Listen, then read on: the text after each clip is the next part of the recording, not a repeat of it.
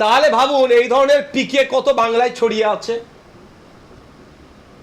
এই ধরনের এই ধরনের ডবল ভোটার কত বাংলায় ছড়িয়ে আছে। এগুলো তো বাতিল করতে হবে। এগুলো বাতিলের কথা বলে নওশাদ সিদ্দিকী কি অন্য কারো সুরে কথা বলছে? এটা অন্যায়। ভারতীয় 18 বছরের ঊর্ধ্বে একটাই ভোটার কার্ড হবে, এক জায়গায় সে ভোট দিতে পারবে। ভারতবর্ষে সংরক্ষিত এলাকা ছাড়া যে কোনো জায়গায় সে ভোটার লিস্ট করতে পারে, সেখানে যে শিফট হয়ে যায়, পার্মানেন্ট শিফট হলে করতে পারে। কিন্তু একাধিক জায়গায় ভোটার লিস্টের নাম থাকলে তো কাটবে। তাহলে কি এই ধরনের পিকেদের নাম বাদ যাবে বলে তৃণমূল আতঙ্কিত, অন্যজনকে খেপিয়ে তুলছে? আমি অনুরোধ করব, কাউকে উত্তেজিত করলে আপনারা উত্তেজিত হবেন না। কারণ 2021 সালের কথা বলছি আমি, উত্তেজিত করেছিল খুন্তি, দা, ঝাঁটা, কড়া, কুদাল, কলসি, এ কথা বলেছিল না, এই ধরনের কথা বলেছিল। সেন্ট্রাল ফোর্সের সামনে গিয়ে আটকে তোমরা দাঁড়াবে। সেন্ট্রাল ফোর্সের সামনে গিয়েছিল, 4টে গুলি খেয়ে মানুষ মারা গেল। বিচার পেল রাজ্য সরকারের কে? এখন তৃণমূল বিচার করতে পেরেছে। তাহলে 4 জনের গেল, যার গেল তার গেল। তো এখন উত্তেজিত হয়ে এই ভুল কাজ করবেন না, কোনো অফিসারের সাথে খারাপ আচরণ করবেন না, কিন্তু অফিসারের ডিটেলসটা আপনারা নিয়ে রাখবেন। এবার হচ্ছে কথা, আপনি শুনতে পারেন, খবর হতে পারে এত হাজার নাম, এতটা নাম বাদ গেল। অত পেপারের দিকে যাওয়ার দরকার নেই। প্রথম আপনার আমার কাজ কি হবে?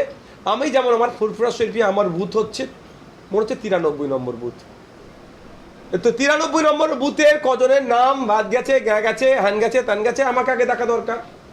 তারপরে আমার কাজ কি হবে? আমার অঞ্চলে সবার নাম ঠিক আছে না নাই, সত্যতা জানা যাবে। তারপরে আমার কাজ কি হবে? আমার বিধানসভায় দেখা। তারপরে আমি জেলায় দেখবো, তারপরে রাজ্যে। আপনার বাড়ি মধ্যম গ্রামে, আপনাকে বলছে বাঁকুড়ার অমুক বুথের না সবার নাম কেটে ফেলে দিয়েছে। আগে আপনার বুথেরটা দেখুন তো কজনের নাম কেটেছে। তারপরে আপনার অঞ্চল দেখুন, তারপরে আপনার বিধানসভা দেখুন, জেলায় দেখুন, তারপরে যান না। এইগুলো মাথায় রাখবেন। অবৈধ ভোটারের নাম কাটবে তো, এই পিকের নাম, যেটা পিকের তো একটা নাম কাটবে। তাহলে পিকের নাম কেটে দিয়েছে, পিকের নাম কেটে দিয়ে চিৎকার করলে হবে না তো। পিকের নামটা কেন কেটেছে? 2 জায়গায় ভোটার লিস্টে নাম আছে বলে। এটা তো বুঝতে হবে। নওশাদ সিদ্দিকীর কথা বলি, নওশাদ সিদ্দিকী মরে গেছে 5 বছর আগে, তো ভোটার লিস্টের নাম এখনো আছে। নওশাদ সিদ্দিকীর নাম কেটে দিয়েছে। আরে বেঁচে আছে কি মরে আছে আগে দেখো। নওশাদ সিদ্দিকী মুসলমানের নাম কেটে দিয়েছে বলে চিৎকার করলাম না। অবৈধভাবে কেটেছে না বৈধভাবে কেটেছে? বৈধ ভোটারকে অবৈধ ঘোষণা করলে যে অফিসার ঘোষণা করে তার বিরুদ্ধে লড়াই চলবে, সংগ্রাম চলবে, আইনি লড়াই চলবে, গণতান্ত্রিক প্রক্রিয়ায় প্রতিরোধ গড়ে উঠবে। কিন্তু নওশাদ সিদ্দিকীর নাম কেটে দিয়েছে বলে হই হই করলে হবে না। দেখতে হবে নওশাদ সিদ্দিকী বেঁচে আছে কি মরে গেছে। নওশাদ সিদ্দিকীর ক জায়গায় ভোটার লিস্টে নাম আছে দেখতে হবে। 5 জায়গায় রেখেছে, শুধু ধাপ্পা মারবো? 4 জায়গায় কাটলে অসুবিধা হয়ে যাবে। ও সনাতন কাকার নাম কেটে দিয়েছে রে বাবা। আরে সনাতন কাকার 5 জায়গায় ভোটার কার্ড বানিয়ে রেখেছিল, তাহলে 4 জায়গায় কাটবে ভাই। ওই প্রদীপ বাবুর নামের 2002-এর ভোটার লিস্টে ওনার নাম আছে, সেটাও ফেসবুকে এখন কিন্তু খুব ঘুরছে। তাহলে তিনি আতঙ্কিত কেন হবেন? যেখানে ইলেকশন কমিশন অফ ইন্ডিয়ার চিফ বারবার একটা কথা বলেছে, 2002-3-4 এই জন্যই বলেছেন যে অন্যান্য রাজ্যে 3-এ হয়েছিল এই ধরনের, 4-এ হয়েছিল এই কথা বলেছেন। যাদের ভোটার লিস্টে নাম আছে তাদের আর কোনো সমস্যা নাই, কোনো ডকুমেন্টস এই অর্থে দিতে লাগবে না।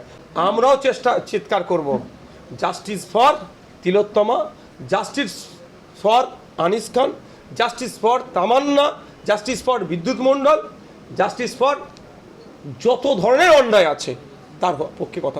কেন্দ্র আর রাজ্য সরকার তো সারা জীবনের জন্য নয়, একজন নির্দিষ্ট। দোষ তো আমরা করেছি, আপনারা দোষ করেছেন। ভোটে প্রধানমন্ত্রী তৈরি করলেন আপনি ভোট দিয়ে, সেই প্রধানমন্ত্রী আপনার কাছে চক্কর কাটাচ্ছে, শুধু এই এর সাথে কানেক্ট, ওর সাথে কানেক্ট, নোটবন্দি, লাইনে দাঁড়াও, আধার, প্যান, ভোটার, এই গল্প করেছে। আপনি ভোট দিয়ে মুখ্যমন্ত্রী তৈরি করলেন, মুখ্যমন্ত্রী তো আপনার দায়িত্ব নেওয়া দরকার ছিল। 90,000 অফিসার দেওয়ার আগে মুখ্যমন্ত্রী তাহলে চ্যালেঞ্জ করতে পারতো তো। কেরলে এই SIR এগেনস্টে চ্যালেঞ্জ হয়েছে, আমার বিধানসভাতে আপনার রেজুলেশন পাস হয়েছে, আমাদের বাংলাতে হয়েছে। তাহলে দোষ তো নাগরিক করেছে, তার সাফার নাগরিককেই হতে হচ্ছে। আপনি যাকে ভালোবেসে সরকারে নিয়ে আসলেন, সেই আপনাকে ভালোবেসে ক্ষতি করে দিচ্ছে। তাই আমার বক্তব্য হচ্ছে, এদের প্রতি ভরসা আপনি একটু করলে আপনি এই দুরবস্থা হবে। আপনার কাগজ আছে, আপনাকে এটা খুঁজে বার করতে হবে। আপনি যান না, ভয়েস সার্চ করুন গুগলে গিয়ে, বা যারা সার্চ ইঞ্জিন আলাদা আলাদা আছে, যেখানে যার যে সার্চ ইঞ্জিন আছে, আপনি গিয়ে ভয়েস সার্চ করবেন, আপনি এসে যাবে। জেলার নাম দেখবেন, মারুন। আমি আর একটা কথা সহজে বলছি, সাধারণ মানুষ যারা ইন্টারনেট চালাতে পারেন না, শিক্ষায় ক্রমশ তুলনামূলক পিছিয়ে আছেন, আপনাদের পাড়ায়, পাশের পাড়ায় দেখবেন রকে বসে অনেক ছেলে আড্ডা মারে আর খুব পাবজি গেম খেলছে, তাদেরকে বলবেন, তারাও বার করে দিতে পারবে। আমি এতটা কথা বললাম। যারা দেখবেন পাবজি গেম খেলছে, তাদের যারা ফোন নিয়ে খুব ঘাটাঘাটি করছে তাদের ডাকবেন, এই শোন তো আমার একটু বার করে দে তো, তারা বার করে দিতে পারবে। খামাখায় চিন্তিত হচ্ছেন কেন? চিন্তায় আপনাকে ফেলা হচ্ছে। আপনার প্রশ্ন করা দরকার মমতা ব্যানার্জিকে, আপনি ক্যাবিনেটের মিনিস্টার হওয়ার পরেও মুসলমানদের এত বড় ক্ষতি করলেন কেন ওবিসিটা নিয়ে? আপনার প্রশ্ন করা দরকার যে আপনি ক্যাবিনেটের চিফ হওয়ার পরেও, রাজ্যের চিফ হওয়ার পরেও কেন আদিবাসীদের, নন আদিবাসীরা আদিবাসী সার্টিফিকেট নিয়ে ঘুরবে? প্রশ্ন করার দরকার দলিতদের, এসসিদের, কারণ নন এসসিরা এসসি সার্টিফিকেট নিয়ে ঘুরবে। 6 শিডিউল কেন এখনো পূর্ণাঙ্গরূপে বাস্তবায়ন হবে না?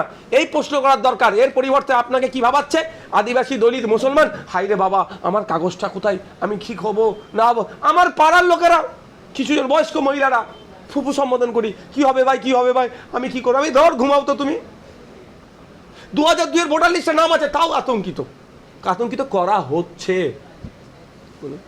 আমি একটা কথা বলবো, এই তৃণমূলের নেতাদের কথায় কেউ উত্তেজিত হবেন না। উত্তেজিত হলে মার কে খাবে? বুথের লোক। মার খাবে গ্রামের লোক, হিংসা হবে গ্রামে, কেস হবে গ্রামে, ক্ষতি হবে গ্রামের মানুষের। অভিষেক ব্যানার্জি বলুক আর তৃণমূলের যে নেতাই বলুক, তাদের আগে কাজ হবে শুভেন্দু অধিকারী বড় নেতা রাজ্যের বিজেপি ধরে বাঁধুক, তারপরে পাড়ার লোকেদের বলবো যাদের নিদান দিচ্ছে সেটা শুনবেন।